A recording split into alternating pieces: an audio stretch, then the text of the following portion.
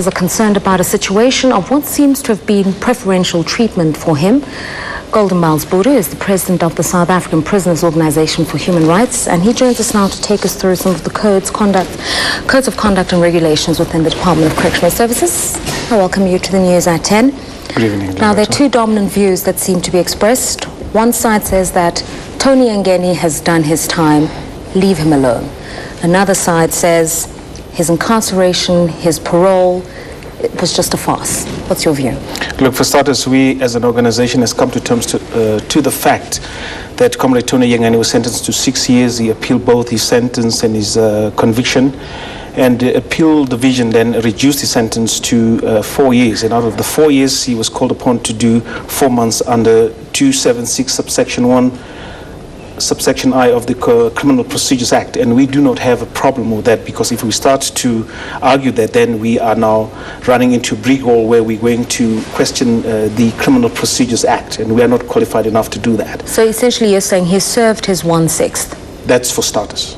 Number two, you must also be aware that Comrade Tony Yengeni was released under Section 44, subsection 1 of the Correctional Services Act 111 of 1998, a weekend pass.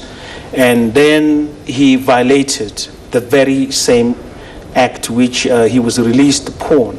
And when you look into the act, he violated Section 44, subsection 4 of the Correctional Services Act and made himself liable to be punished under Section 117 of the Correctional Services Act, and that did not happen.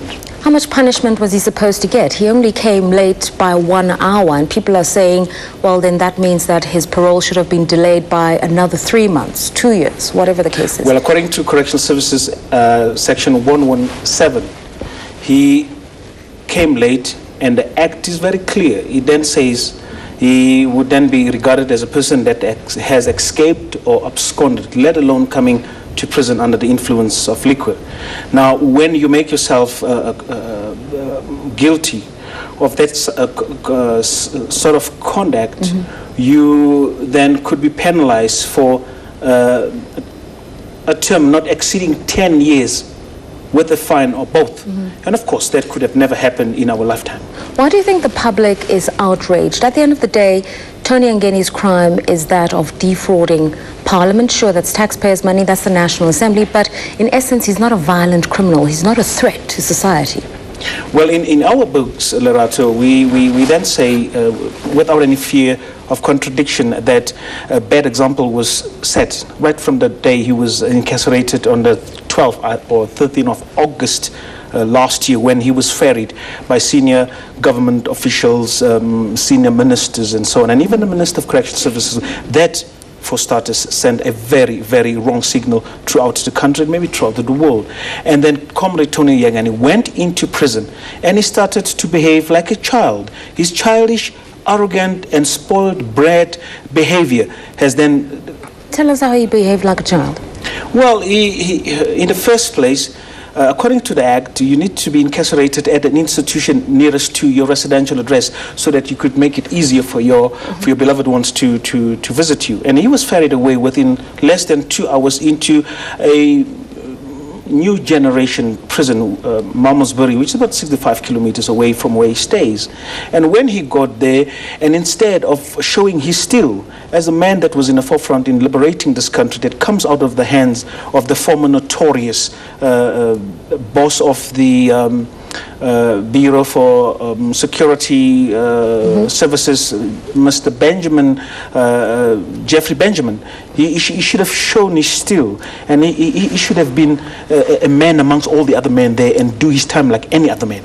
Another controversial issue that's arisen in the midst of all of this in terms of correctional services being lenient on wealthy people, politicians, is the Sapohr Sheikh situation where he's been hospitalized.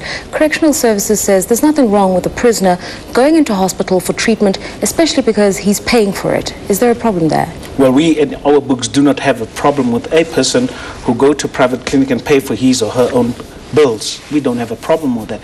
But we then question, is Sapohr Sheikh's illness so serious that he had to stay in a private prison for such a long time? And we are curious, to know whether it would happen with some of us who do not have the money, who do not rub shoulders with the rich and powerful and influential. One of the biggest issues here is that of rehabilitation. Opposition parties are saying Tony Yengeni does not show any signs of remorse, therefore he has not been rehabilitated. In your view, what constitutes a rehabilitated prisoner who can then re-enter society? Well, when we read the books and the encyclopedias of the learned people who imposed English upon us, told us that rehabilitation is about education, training, and skills development, and blah, blah, blah. We're saying rehabilitation comes with a price tag. It is investment. You have to invest into education, training, and reintegration. And in our books again, we then find out that rehabilitation would only start when you industrialize the Department of Correctional Services, you unionize it, and thereafter you politicize it because prisoners are potential voters, and then thereafter you democratize the process. And after the process has been democratized, you then get the rehabilitated product, and then thereafter make sure that you monitor and you have support structures outside and a proper reintegration structure. Sounds like a pretty comprehensive plan. We'll have to investigate it at another time. Thanks so much for your time. Golden Miles Budu, President of the South African Prisoners Organization for Human Rights. We'll be back looking at the proposals and the plans outlined in the January 8th statement. Stay with us. Thank you.